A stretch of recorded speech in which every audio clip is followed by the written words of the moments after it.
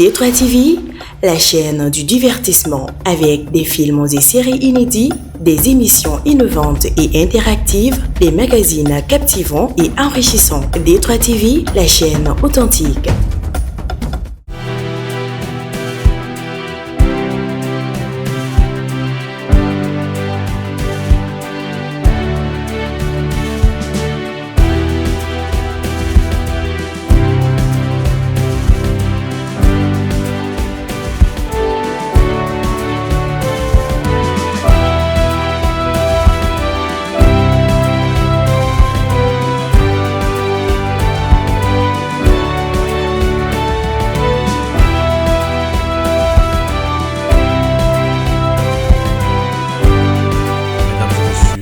Chers téléspectateurs de D3 TV, merci de suivre Recto Verso, votre émission quotidienne qui aborde tous les sujets avec un accent particulier sur les thématiques en lien avec la société, la culture, l'économie et les sciences.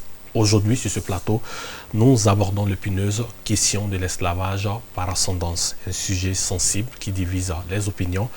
Un phénomène qui n'est pas sans conséquence autant pour les acteurs impliqués que pour la société dans son ensemble. La question de l'esclavage par ascendance intègre plusieurs notions juridiques, sociologiques, sociétales, politiques, humanitaires et même économiques. Vous l'aurez deviné, nous abordons la question de l'esclavage par ascendance à 360 degrés et dans une double approche pédagogique et scientifique. Sur ce plateau avec nous, deux spécialistes de la question. L'un est un théoricien avisé ayant mené plusieurs études sur la question. Le second est un praticien chevronné, fervent militant des droits de l'homme, ayant vécu au quotidien pendant plusieurs années les enjeux, les manifestations les plus matérielles de la question. Qui sont ces deux spécialistes? Élément de réponse juste après le jingle. Invité.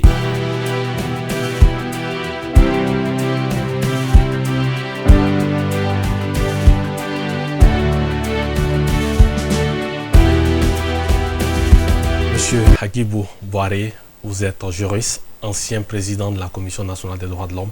Merci d'avoir répondu à notre invitation.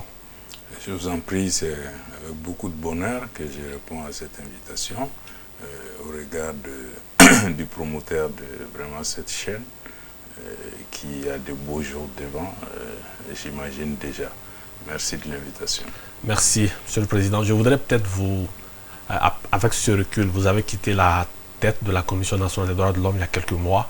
Vous qui étiez constamment dans cette thématique avec des centaines de cas à gérer, avec le recul, qu'est-ce que ça vous fait aujourd'hui de revenir sur la table pour parler de cette thématique?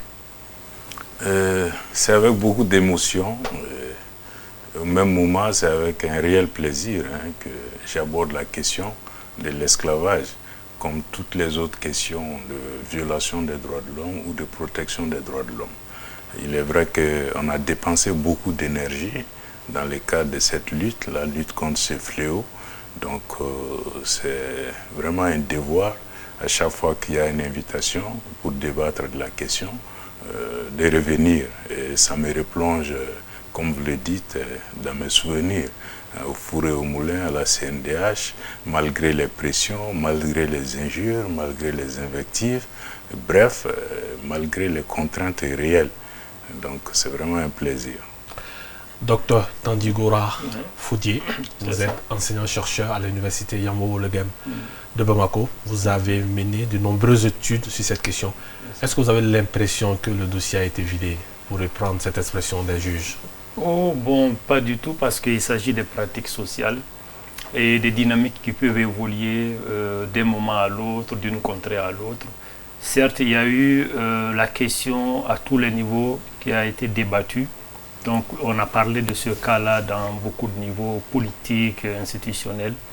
Mais les dynamiques sur le terrain sont évolutives et ça dépend souvent des rapports de force qui se jouent.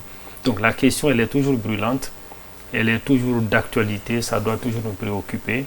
Et surtout que c'est des zones qui sont déjà fragiles sur le plan de l'écosystème, sur le plan économique. Et donc cette question de l'esclavage par ascendance vient s'ajouter à des communautés qui sont déjà fragilisées. Et donc actuellement, il existe encore la problématique, peut-être avec des variances selon les différentes localités dans la région des Cailles. Alors, Monsieur Boiré, de quoi on parle justement sur un point de vue théorique? La notion d'esclavage par ascendance renvoie à quoi? Bon, c'est un plaisir d'avoir comme co-débatteur l'excellent sociologue Tandjougoura, docteur Tandjougoura. Effectivement, pour aborder la question, il faut plusieurs angles. Chacun va l'aborder sous son angle. Et moi, je l'aborderai sous l'angle de la protection des droits de l'homme. Il faut commencer peut-être par définir l'esclavage au plan juridique. Selon la Convention de la Société des Nations de 1926, l'esclavage, c'est l'état d'un individu ou la situation d'un individu à qui on exerce les attributs du droit de propriété. Les attributs du droit de propriété, pour les préciser, il s'agit du droit d'usage, du droit de jouir des fruits et du droit d'abuser. Le droit d'abuser, c'est le droit de vendre. Donc l'esclavage, ça renvoie à cette notion, ça renvoie à une autre définition qui est dans notre code pénal, donc qui est vraiment un acte de soumission d'un individu à des sévices, à des contraintes, en un mot, dépersonnaliser la personne.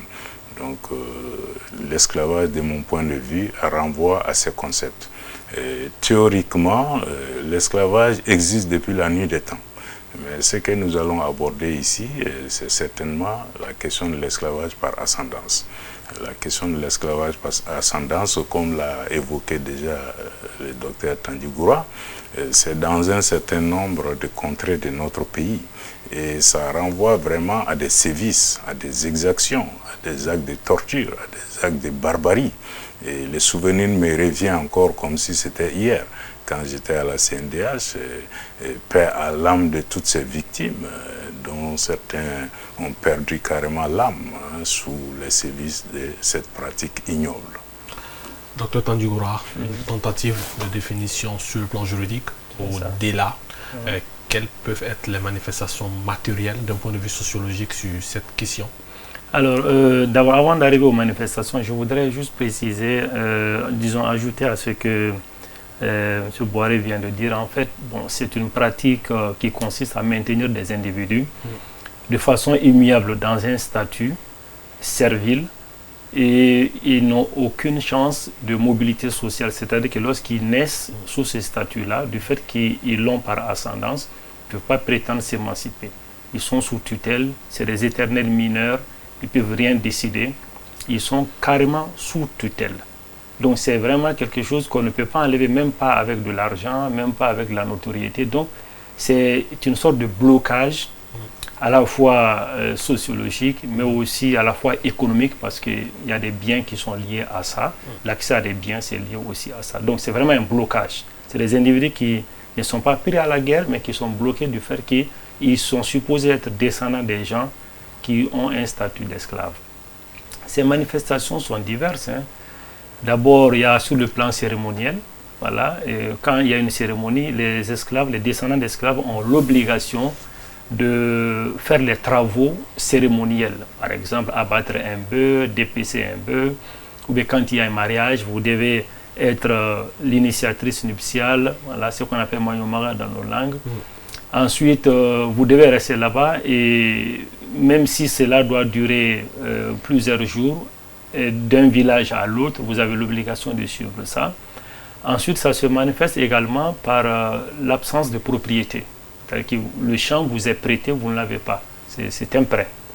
Ensuite, ça se manifeste également par le cloisonnement des classes sociales en cas de mariage. Il n'y a pas de mariage entre ces deux classes-là. Donc, dans tous les grands événements de la vie, dans ces localités-là, on voit la démarcation nette entre les esclaves et ceux qui sont considérés comme la classe noble. Donc ça se manifeste vraiment couramment dans tous les événements qui sont considérés comme des événements majeurs dans ces localités-là. Alors, M. Boiré, je vous ai pratiqué pendant de longs mois, en tout cas au niveau de la Commission nationale des droits de l'homme. Je vous ai vu travailler sur cette question. Quels sont, selon vous, quelques éléments clés ou quelques souvenirs qui vous permettent aujourd'hui de dire que le phénomène est exagéré et qu'il faut prendre conscience. Effectivement, il faut se réjouir déjà aujourd'hui du fait qu'on est sorti du déni. Parce que pendant longtemps, au niveau des autorités et au niveau de beaucoup d'intellectuels, les gens étaient dans le déni. On disait que ce n'est pas un esclavage, c'est plutôt un lada, c'est-à-dire nos us et coutumes. Heureusement que l'État aujourd'hui a reconnu que le phénomène existe. Et c'est là suite à beaucoup d'enquêtes, à beaucoup d'études qui ont vraiment documenté les pratiques esclavagistes. Ce que je peux ajouter à ce que le docteur a dit, en fait, c'est sous l'angle de la violation des droits de l'homme, on voit que les droits politiques et civils sont violés. Parmi ces droits, il y a le droit à la sécurité, il y a le droit à l'intégrité physique, il y a même le droit de vote, le droit à la vie, qui est vraiment un droit impératif en matière de droits de l'homme, parce que je vous l'ai dit, il y a eu mort d'hommes au cours de cette pratique. Il y a également les droits économiques, sociaux et culturels. Donc là, on peut citer le droit à l'alimentation, le droit à la santé, le droit à l'éducation. Parce que ce qu'ils ont appelé un moment le bannissement, ça faisait partie des sanctions que les soi-disant nobles imposaient aux soi-disant esclaves. Ça consistait à priver les esclaves, entre guillemets, de tous leurs droits. Même le droit de fréquenter les mosquées, même le droit d'être inhumé dans les cimetières, et même le droit de commercer. Donc en réalité, c'était vraiment un bannissement total. J'ai cela encore en mémoire. Et en plus de ça, les exactions barbares. Les exactions barbares pour le simple fait que certains soi-disant esclaves se sont révoltés contre ces statuts. Donc ils ont été pris à partie, complètement molestés, et souvent à la barbe des autorités, ou sous l'œil complice, ou l'œil laxiste de certaines autorités. Ces souvenirs aussi encore présents dans ma tête. Je peux même citer des cas en septembre 2020. Il y a eu 4 personnes qui ont été complètement assassinées et jetées dans les marigots à cause de ces fléaux. Et après, en 2022, il y a une dame, l'histoire a défrayé la chronique, Djogou Sidibé, et pour simplement avoir refusé le statut d'esclave, elle a été assassinée, dépiécée, mise dans un sac et jetée à la mare. Donc voyez-vous, c'est pour vous dire jusqu'où l'horreur humaine a pu aller sous le couvert de cette pratique esclavagiste. Professeur Tandigoro, est-ce que vous avez d'autres éléments matériels qui permettent d'étayer un peu cette ampleur de la pratique? Oui, en réalité, c'est un certain nombre de barbaries qui se manifestent lorsqu'on parle de l'esclavage par ascendance. Moi, j'ai fait l'enquête effectivement sur un certain nombre de localités, notamment à Djema.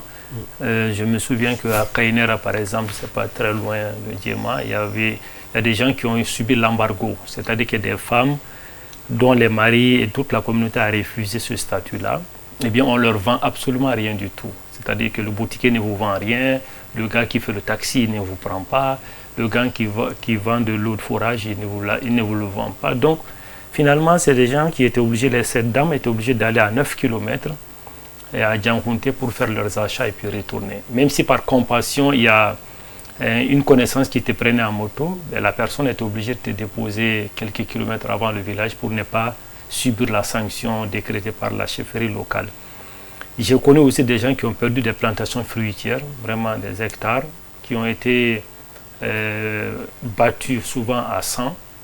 Et aussi, je connais, effectivement, j'ai vu des carrés funèbres dans des localités comme Khalignoro, c'est-à-dire qu'on a prolongé la distinction sociale jusque dans les cimetières, quoi. On a dit désormais on réserve des carrés funèbres pour les esclaves et ceux qui priaient dans les mêmes mosquées. Donc c'est vraiment incroyable que une histoire de statut qui n'est même pas avérée en tant que telle, parce que rappelons que ce ne sont pas des gens qui ont été pris à la guerre, parce qu'on devenait esclave lorsqu'on est pris à la guerre ou lorsqu'on est acheté. Ce ne sont pas eux-mêmes, ce ne sont même pas leurs pères, peut-être même pas leurs grands-pères. En fait, ils sont supposés par le nom de famille. C'est ça la légèreté de la chose. Donc, ils sont considérés comme des esclaves. De façon générale, Je prends le cas en milieu soninké que je connais bien. Lorsque vous avez un nom de famille à consonance étrangère, en général, quand vous venez, on vous donne une femme esclave en mariage parce qu'on pense peut-être qu'on ne connaît pas bien votre statut et donc il n'y a aucune famille noble qui vous donnera sa fille en mariage. Donc, vous tombez, vous qui êtes arrivé, vous tombez directement dans le statut d'esclave. C'est pourquoi beaucoup de noms à consonance étrangère en milieu soninké sont considérés comme des esclaves. Mais en réalité, ce n'est pas avéré. Donc, au nom d'un idéal, d'une supposition ou bien d'un certain nombre de croyances, ces gens-là sont maintenus dans une situation servile.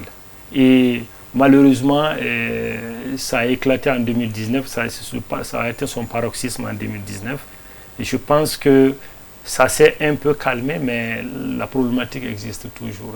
Voilà. La problématique existe, raison pour laquelle nous en parlons. C'est aussi le rôle des médias. Président, vous avez beaucoup travaillé sur ces segments. Quand vous étiez à la CNDH, est-ce que vous estimez aujourd'hui que la dynamique en termes de communication sur cette thématique est maintenue au Mali? Bon, on peut dire qu'il y a eu des avancées, mais la problématique survit toujours. Et en termes de communication, je pense qu'il y a une baisse d'intensité. Il faut reconnaître. Ce n'est pas parce que j'étais à la tête de la CNDH, mais je pense que on constate aujourd'hui un peu un délaissement par rapport à la communication, par rapport à la sensibilisation. Cela n'est pas forcément un indicateur que le phénomène a reculé, parce que pour lutter contre ce genre de fléaux, il faut de la persévérance, il faut beaucoup insister et puis il faut beaucoup de plaidoyer, surtout la sensibilisation. Je pense que le plateau que vous offrez aujourd'hui va beaucoup contribuer à relancer les choses, parce que c'est un peu comme de l'eau dormante. Les gens peuvent avoir l'impression que parce qu'on n'en parle pas ces derniers temps que le phénomène a disparu. Non, ce n'est pas le cas, parce que c'est fortement ancré. Donc moi je pense qu'il faut encore beaucoup d'efforts, de sensibilisation, de plaidoyer et d'information pour permettre toujours aux autorités de s'intéresser à la question.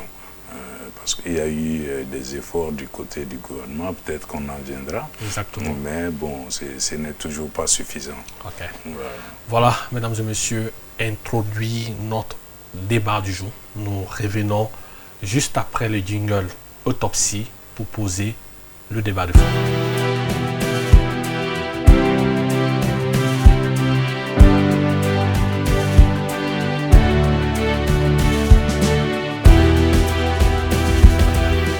Sur le plateau, Dr Tandy Gouroua, selon vous, d'un point de vue historique, à quel niveau pourrait-on situer l'ancrage de cette pratique au Mali? Bon, alors je vais devoir être un tout petit peu long. En fait, l'esclavage par ascendance, disons l'esclavage de façon générale, c'est une vieille pratique qu'on retrouve dans toutes les sociétés du Sahel.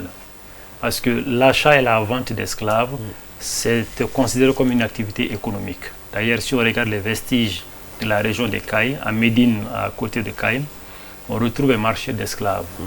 Donc, en fait, ça c'est l'esclavage en tant qu'activité économique.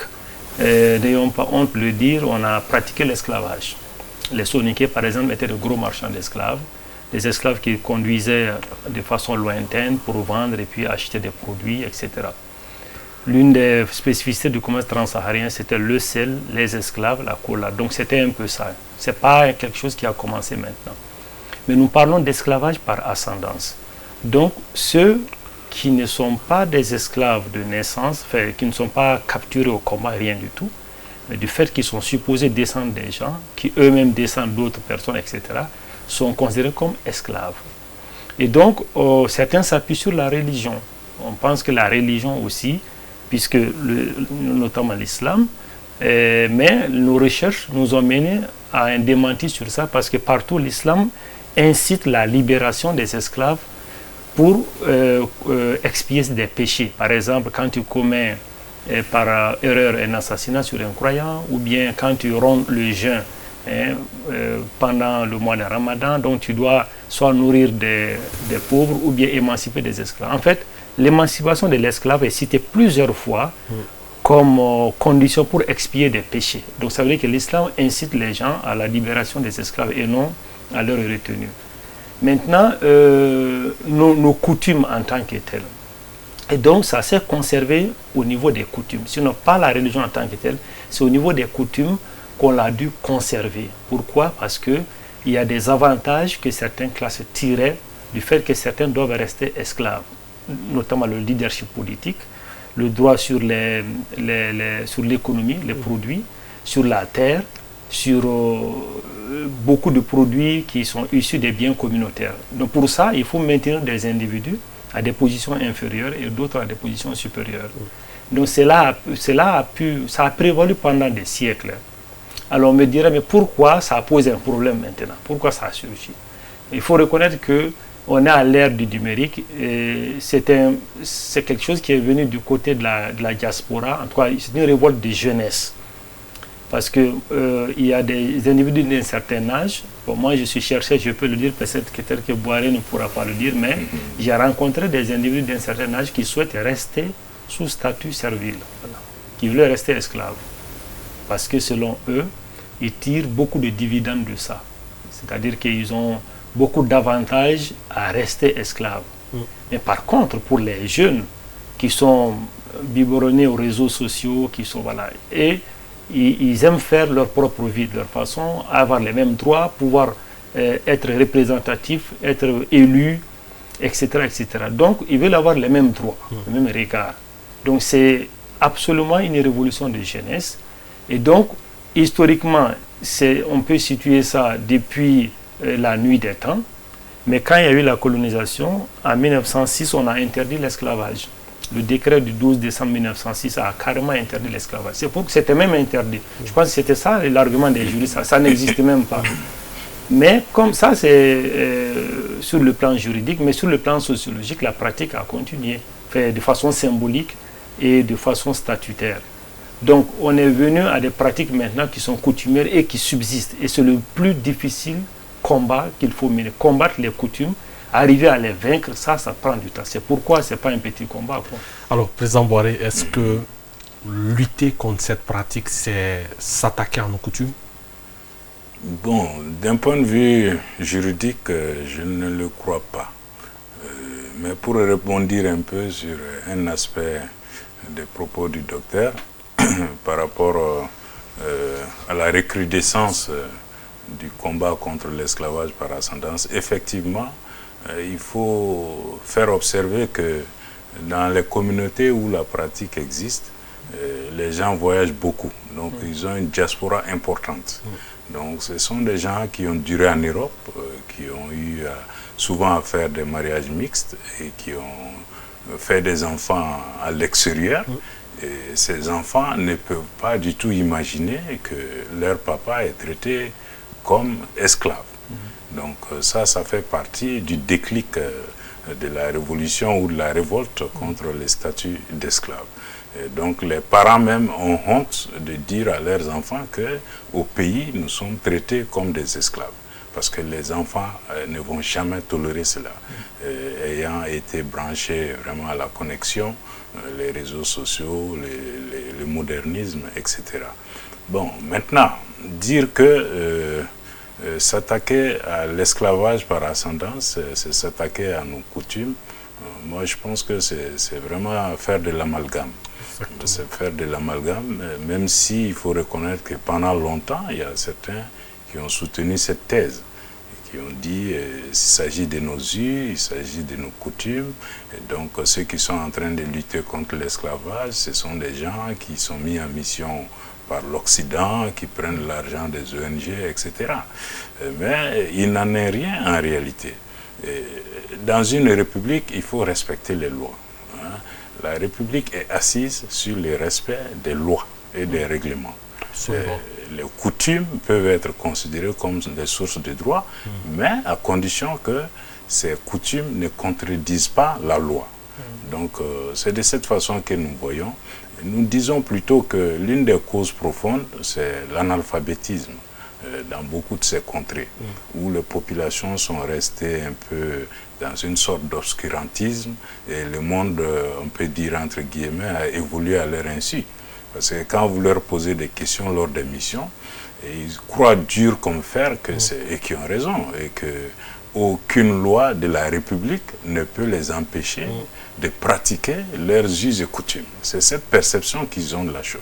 Or, on ne peut pas être dans un État et ne pas se soumettre aux règles des droits. Donc, c'est à ce niveau qu'on ne se comprend pas. Nous disons oui au respect des coutumes, mais les coutumes qui sont compatibles avec la loi et les coutumes qui sont compatibles avec la dignité humaine, le respect de la dignité humaine. Justement parce que c'est de ça qu'il s'agit, maintenir sous la servitude des enfants ou des personnes qui n'ont rien à voir avec cette pratique revient aussi à une violation flagrante de leurs droits les plus élémentaires. Et exactement, pas une seule violation, mais beaucoup de violations de l'ensemble des droits de l'être humain. Et souvent, je l'ai dit, ça va jusqu'à l'atteinte au droit à la vie. Exactement. Or, ça, c'est vraiment un droit suprême. Donc, à partir de cet instant, je pense qu'on doit vraiment mettre les hauts là et mener beaucoup de sensibilisation. Parce que le juriste, ce n'est pas forcément la répression.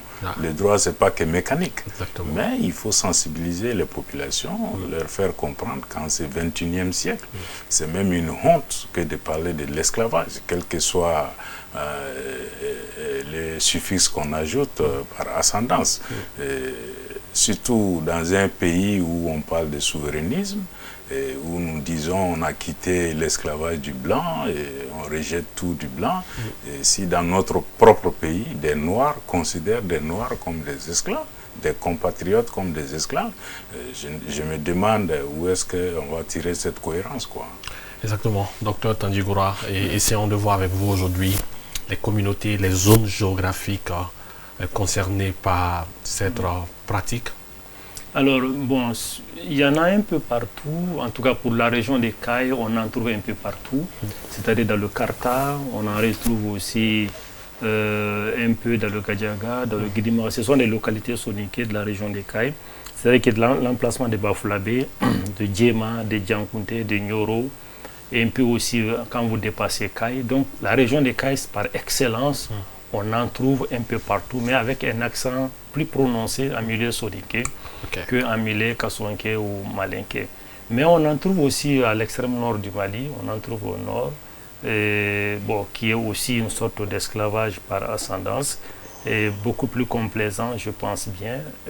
Maintenant, à ces localités, eh bien, les tensions ont été vives, souvent avec les cas de déplacés passifs, ou encore des cas d'atteinte à l'intégrité physique. Et Nyoro, par exemple, c'est une localité où les coutumes sont assez rigides et beaucoup d'individus qui ont refusé ce statut-là ont été obligés d'abandonner et de se déplacer. Je pense notamment aux déplacés de Bagamabougou, par exemple. Moi-même, je suis allé dans cette localité à Karta pour des enquêtes et j'ai vu qu'effectivement, les communautés sont opposées. Souvent, il y a des mobilisations financières derrière ça pour maintenir la pression sur l'institution judiciaire. Malheureusement, on a vu ça aussi. Les communautés essaient quand même de se mobiliser d'une manière ou d'une autre pour pouvoir faire la pression sur l'institution judiciaire afin de trancher à leur faveur. Je sais que l'État a pris ses responsabilités, mais à côté de ça, les communautés qui sont surtout victimes ont été secourues par les associations des droits de l'homme. Ça, c'est en fait leur rôle apparaît comme un rôle d'administrateur, mais en réalité, sur le terrain, ils ont fait beaucoup de choses sur le terrain, dans le cadre de l'encadrement, etc. En tout cas, pour la région des Cailles, toutes les localités sont concernées, mais avec un accent particulier en milieu soninké. Voilà. Alors, Président, je reviens vers vous. Quels sont aujourd'hui les véritables enjeux de cette pratique? Bon, les enjeux sont énormes, hein. Les enjeux sont importants. Parce que si l'on y prend garde, cette question d'esclavage par ascendance peut aboutir à beaucoup de conséquences. D'abord, la frustration des Maliennes et des Maliens qui sont traités comme esclaves et qui n'arrivent plus à supporter ces statuts. Et ça peut même les inciter jusqu'à la rébellion.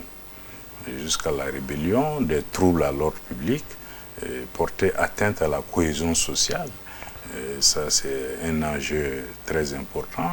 Au-delà de cet enjeu, surtout pour coller à l'actualité, ces gens peuvent être des proies faciles à recruter par les terroristes. Parce que c'est quand les citoyens se sentent abandonnés par leur État, ils sont généralement vulnérables et ils peuvent vraiment aller dans les bras de ces terroristes. Donc ça aussi, c'est un enjeu très important. En plus, il y a l'image du pays.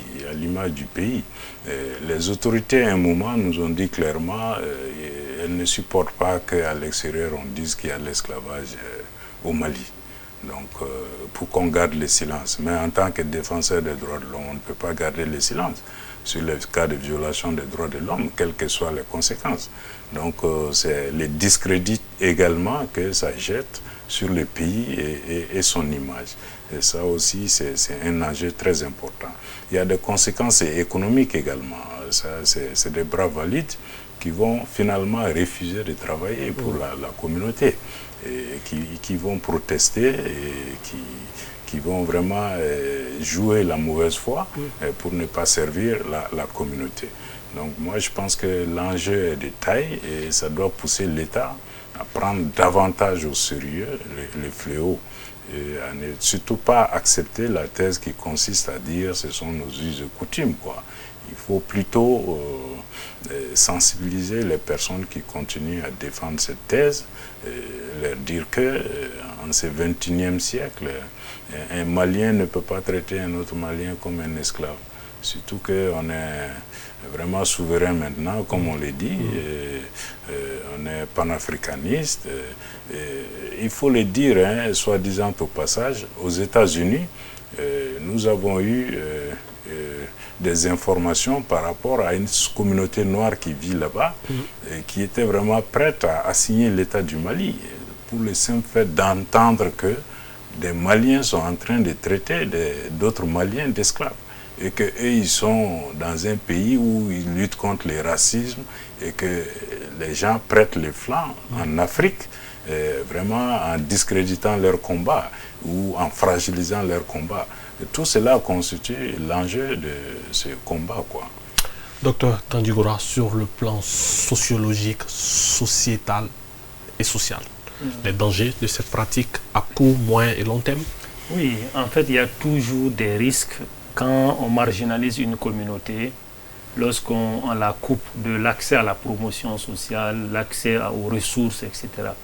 Donc ça fait que cette communauté ne va pas partager forcément les mêmes projets communautaires, elle va se replier et elle peut se radicaliser comme M. Boiré vient de le dire. Effectivement, moi j'ai fait une étude pour une structure pour voir le lien potentiel. Pour l'instant, on n'a pas de cas avérés de lien potentiel entre ces descendants d'esclaves et ces groupes armés terroristes, mais ça reste un danger potentiel. Ça reste un danger potentiel. Donc sur le plan sociologique, c'est un peu de fabriquer des catégories d'individus qui ne vont plus partager le sentiment de vivre en commun au sein d'une société. Mais aussi, ça nous remet en question. Nous devons nous remettre en question. Généralement, c'est ce qui est difficile pour le Malien. On pense que revenir sur des pratiques, même si elles sont pernicieuses, mais que quand c'est des coutumes, il faut les laisser comme telles. Je crois qu'on doit reposer sérieusement le débat et donc essayer de vous faire le tri dans nos coutumes, voir ce qui est compatible avec les lois de la République. C'est un enjeu qu'il faut faire. C'est un toilettage, ça peut se faire. C'est pas que c'est une coutume que c'est immuable. Ouais. Les coutumes évoluent aussi au fil du temps. L'État doit s'assumer et mener ce gros travail. Par exemple, j'ai l'exemple d'une localité qui, au lieu que ça éclate en sang, cette localité a demandé symboliquement son émancipation auprès de leur maître, moyennant des cadeaux symboliques. Maintenant, tout ça, c'est une forme de mise sous tutelle, mais ça a empêché que ça éclate en violence. Donc, ce que nous devons faire, c'est essayer de toiletter ces pratiques-là pour voir est-ce que c'est compatible avec les lois de la République. Parce que sinon, sur le plan social, ça va porter préjudice à la cohésion sociale. Et à long terme, ça va même jouer sur le projet républicain qui consiste à porter tout le monde sous un même drapeau. certains vont se sentir plus maliens et d'autres pas. Donc, au lieu que des enfants naissent dans cette division, essayons quand même d'arriver à bout de ce problème, pour ne pas que des générations prennent en héritage encore ce problème et essayer de s'opposer à des générations de l'autre camp. Voilà, ça va former une sorte de violence qui sera emmagasinée de génération en génération. Alors, M. Boiré, sur la notion de prévention, qu'est-ce qui a été fait jusque-là? La prévention, effectivement, nous avons joué un grand rôle en tant qu'acteurs. Pas le seul acteur, bien entendu, il y a d'autres acteurs, les organisations de la société civile, l'État, les chercheurs, etc. Chaque acteur a fait des propositions dans le sens de la prévention. Mais ce qu'on peut retenir essentiellement, c'est qu'il faut insister sur la sensibilisation et l'information des communautés. Deuxième élément, il faut beaucoup de plaidoyer. C'est vrai que nos plaidoyers conjugués ont abouti à la prise en charge du fléau par l'État. Parce qu'il y a 10 ans encore, ce n'était pas donné, ce n'était pas acquis. Donc le plaidoyer a beaucoup joué et je me rappelle que régulièrement, j'avais des audiences avec les ministres en charge de la justice et des droits de l'homme, disons même les ministres, parce que c'était depuis Malik Coulibaly. Donc ça a beaucoup contribué au fait que l'État a pris son courage à deux mains et est allé vers l'incrimination de ce fléau. Aujourd'hui, c'est avec bonheur que nous avons un code pénal qui intègre l'incrimination de l'esclavage comme vraiment crime. Et tout ce qui s'ensuit, même l'apologie de l'esclavage. Donc en plus de ça, il faut veiller à l'alphabétisation des communautés. Et parfois, les gens ont des positions, c'est pas parce qu'ils sont de mauvaise foi, c'est parce qu'ils ne comprennent pas l'enjeu, parce qu'ils n'ont pas l'ouverture d'esprit nécessaire. Et puis il y a le fait qu'il y a un déficit d'investissement de l'État dans ces localités. C'est les communautés elles-mêmes qui apportent les fonds pour faire des investissements. Donc ils ont l'impression que cette partie du territoire leur appartient et que l'État n'a aucun droit là-dessus. Je me rappelle encore un ancien député qui avait l'habitude de tancer les ministres en disant que leur territoire leur appartient et que ça n'appartient pas au père d'un ministre, voyez-vous. Donc c'est pour vous dire le niveau de compréhension. Exactement. Donc en gros, je pense que l'accent doit être davantage mis sur la prévention, l'information, la sensibilisation, beaucoup de communication et le plaidoyer. Docteur Tandjiboura, sur la même question. Bon, il y a beaucoup d'actions à mener. En vérité, d'abord, il faut une action de veille, n'est-ce pas, stratégique. C'est-à-dire qu'il faut, peut-être que ça existe, des systèmes de remontée systématique des informations, de signalement pour des cas de violence qui se seraient éclatés dans ces localités-là. Il faut aussi des dialogues humanitaires, ce qu'on appelle des dialogues communautaires. C'est-à-dire que régulièrement, dépêcher des missions multi-acteurs, pas que l'État, parce que l'État central est perçu comme souvent fautif, parce que bon, on pense que soit l'État laisse faire, soit l'État aide l'autre cas. L'État est toujours accusé, même s'il a une position équidistante. Donc il faut des missions multi-acteurs régulièrement dans des localités où il y a des tensions. Et il faut aussi appliquer les textes. Il faut appliquer la loi parce que les populations au niveau local pensent également qu'ils peuvent régler leur cas entre elles et puis qu'elles peuvent aussi mobiliser des ressources financières pour éviter la judiciarisation des affaires. Malheureusement, il y a eu des cas comme ça où on empêche la judiciarisation, où on essaie quand même de régler au sein de la communauté, même des cas de violence physique d'ailleurs. Donc il faut inciter les communautés à signaler des cas et aussi veiller, suivre progressivement avec l'aide des ONG, des associations, ces localités-là, faire une sorte de veille stratégique progressivement. Voilà, mesdames et messieurs, qui me fait à la deuxième partie de ce panel. Nous prenons une petite pause et nous revenons sur le plateau pour la rubrique Sous un autre regard.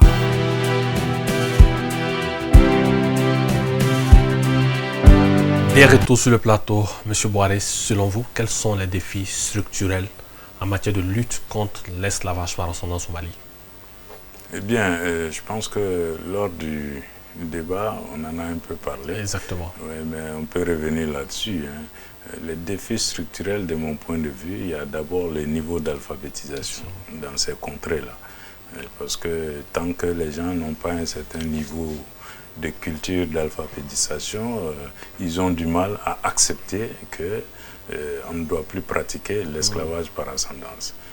Il y avait un moment les défis liés à la réglementation, parce que la pratique ne pouvait pas être poursuivie au plan judiciaire au prétexte que les textes ne prévoyaient pas expressément l'infraction de l'esclavage. Mais cela n'existe pas aujourd'hui, Dieu merci. Un autre défi, c'est vraiment une sorte de laxisme de la justice.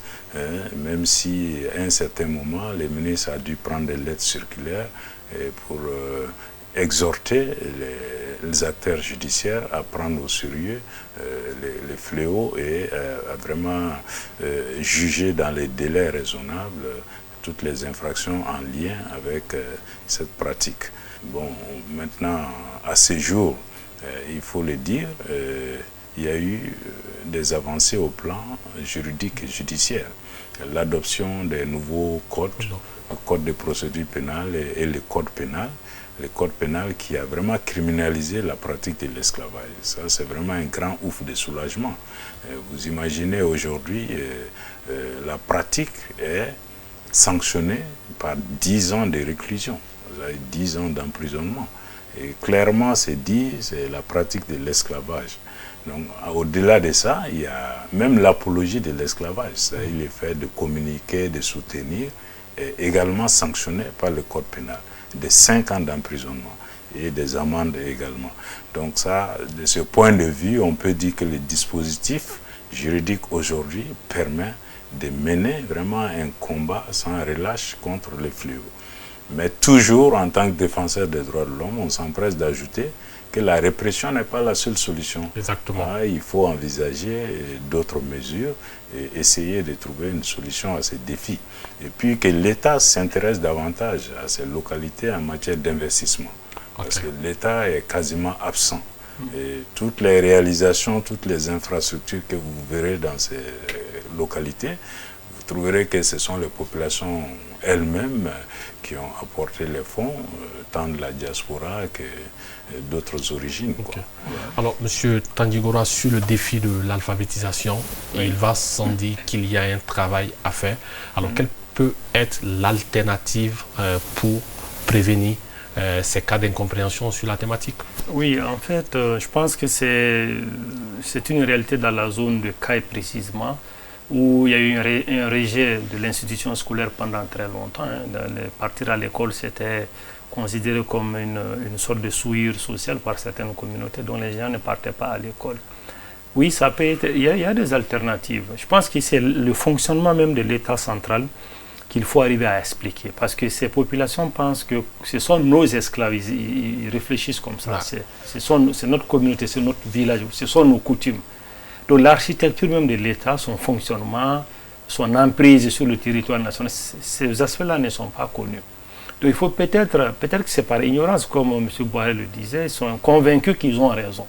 Donc il faut peut-être sensibiliser dans la longue durée, par des radios communautaires, mais aussi par des missions pour expliquer, et même à travers des pièces de théâtre. Exactement, le ressort culturel, parce que ceux qui défendent cette pratique s'appuient sur un ressort culturel. Est-ce qu'il ne faudrait pas passer par ce même segment culturel pour changer la perception? Exactement, et c'est là, l'art peut jouer un grand rôle dedans, c'est-à-dire qu'on peut faire, ça peut être des tournées, ça peut être des films, des prestations, des sketchs, pour montrer effectivement...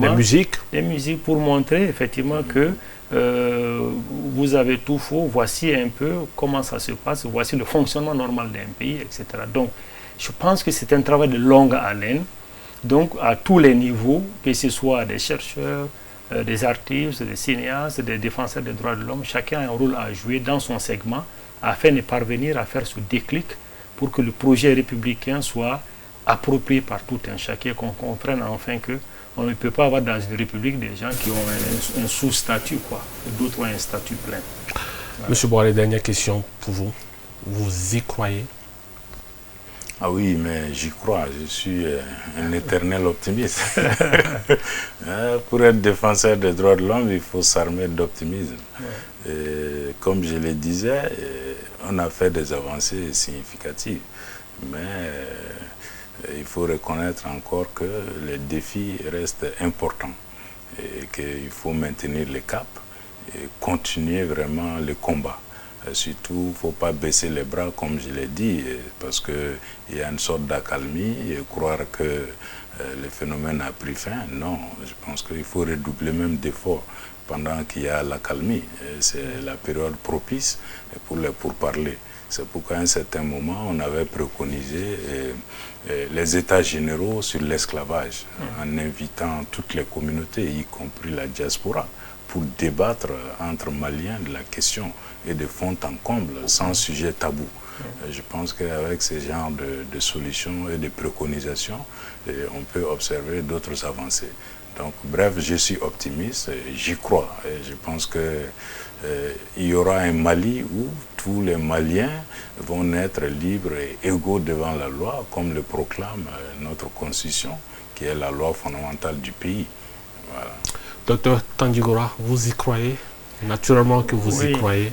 J'y crois parce que la nature humaine, ça change. Donc je pense que c'est l'effet de l'ignorance et qu'il revient à l'État et à tous les acteurs de faire de leur mieux pour faire revenir les brebis égarées dans la cage.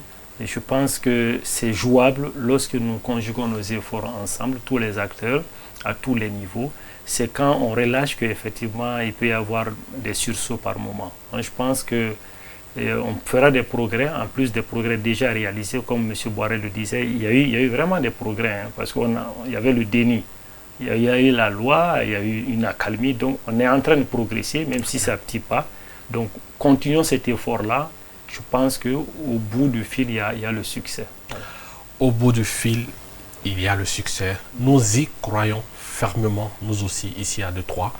Nous croyons à un monde juste et équitable. Nous croyons à un Mali où tous les Maliens naissent libres et égaux. Nous croyons aussi au pouvoir de l'image. Nous croyons au pouvoir de l'échange. Nous croyons au débat. Et c'est pourquoi nous avons été ravis de vous recevoir sur ce plateau pour en débattre. Nous ne manquerons pas de faire appel à d'autres expertises pour encore débattre de cette question. Merci de suivre Détroit TV. Nous vous donnons rendez-vous demain pour un autre numéro de Recto Verso.